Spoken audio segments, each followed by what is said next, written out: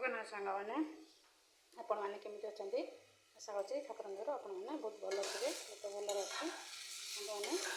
ପାଣି କଖାରୁ ତରକାରୀ ତାକୁ ସରୁ ସରୁ କରିକି କାଟିକି ଲୁଣ ଗୋଳେଇକି ରଖିଦେଇଥିଲି। ସେ ସାଙ୍ଗମାନେ ପାଣି ଟିକେ ବାହାରିଲା ଯେମିତି ତାକୁ ଧୋଇକି ଚିପୁଡ଼ିକି ରଖିଦେଲି। ତେଲ ପକେଇଲି 5 ଫୁଟଣ ବୋଲି ଜିରା ଖାଲି ଫୁଟେଇଲି, ତେଜପତ୍ର ଟିକେ ପକେଇଲି, ହଳଦୀ ପକେଇ ଭାଜୁଥିଲି।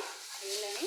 ଏବେ ଟିକେ ଲୁଣ ପକେଇବା ଆବଶ୍ୟକ ମୁତାବକ, ଯେତିକି ଦରକାର ସେଇ ହିସାବରେ ଟିକେ ଲୁଣ ପକେଇବା।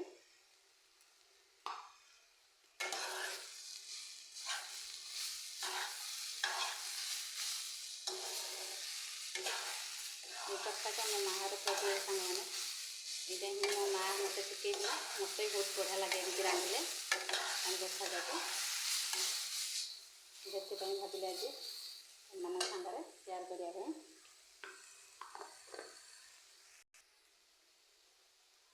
ତାପରେ ଖାଲି ଜିରା ଲଙ୍କା ଟିକେ ତାପରେ ପିଆଜ ରସୁଣ କିଛି ପଡ଼ିବନି ସାଙ୍ଗମାନେ।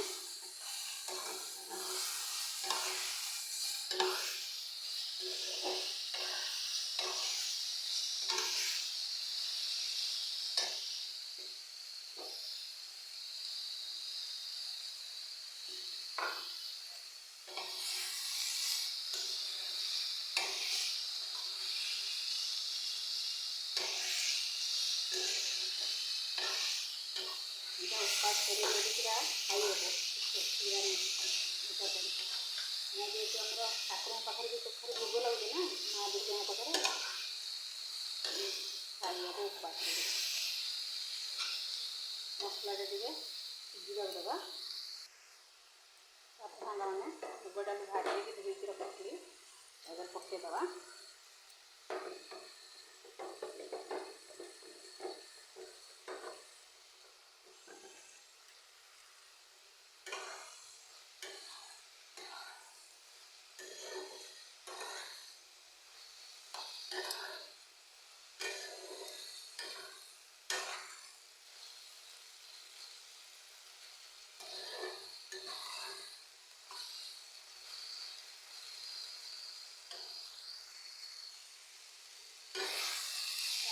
ନଡ଼ିଆ ପୁର ପଡ଼ିବା।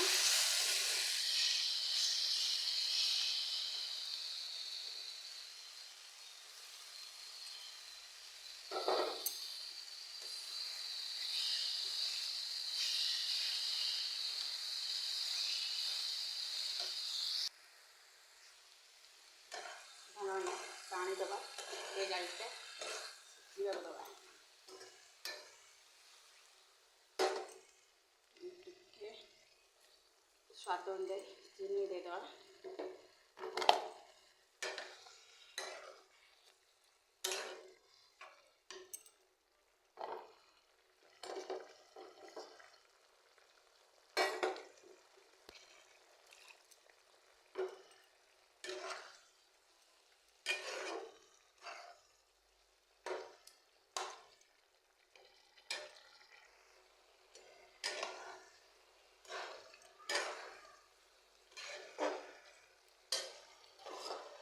ସାଙ୍ଗମାନେ ଗୋଟେ ଜିନିଷ କ'ଣ ନା, ଏଇଟା ଟିକେ ଅଟା ଅଳ୍ପ ଟିକେ ନେଇଛି, ଆଉ ପାଣି ଟିକେ ପକେଇ ଗୋଳେଇ ଦେଇଛି।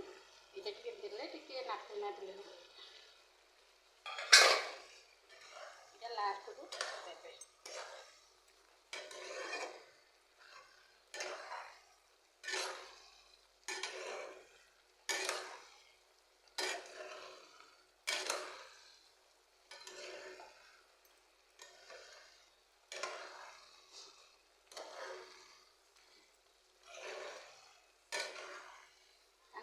ମୋ ଭିଡ଼ିଓ କ'ଣ ଆପଣମାନଙ୍କୁ ଭଲ ଲାଗୁନି ମୁଁ ଜାଣିଛି। ମୁଁ ଟିକେ କହିବା ଟିକେ ଠିକ୍ଠାକ୍ କରିପାରୁନି, ଜାଣିନି। ଯେହେତୁ ନୂଆ, ମୋତେ ଟିକେ ସପୋର୍ଟ କଲେ ସିନା ମୁଁ ଆଗକୁ ଯିବି। ମୋତେ କେଉଁ ଭିଡ଼ିଓରେ ଲାଇକ୍ କମେଣ୍ଟ କେହି କରୁନାହାନ୍ତି। ସବୁ ଦେଖୁଛନ୍ତି ମୁଁ ଜାଣିଛି, କିନ୍ତୁ ମୋତେ କେହି ଲାଇକ୍ କମେଣ୍ଟ କରୁନାହାନ୍ତି। ମୋତେ ଟିକେ ସାନ ଭଉଣୀ ଭାବିକି ମୋତେ ଟିକେ ଲାଇକ୍ କମେଣ୍ଟ ସପୋର୍ଟ ଟିକେ କର, ଲାଇକ୍ କମେଣ୍ଟ କର। ମୁଁ ଟିକେ ଆଗକୁ ଯେମିତି ଯାଇପାରିବି। ପ୍ରସ୍ତୁତ ହେଇଗଲା ଆମର ପାଣି କଖାରୁ ତରକାରୀ। ରହିଲି ସାଙ୍ଗମାନେ, ଜୟ ଜଗନ୍ନାଥ।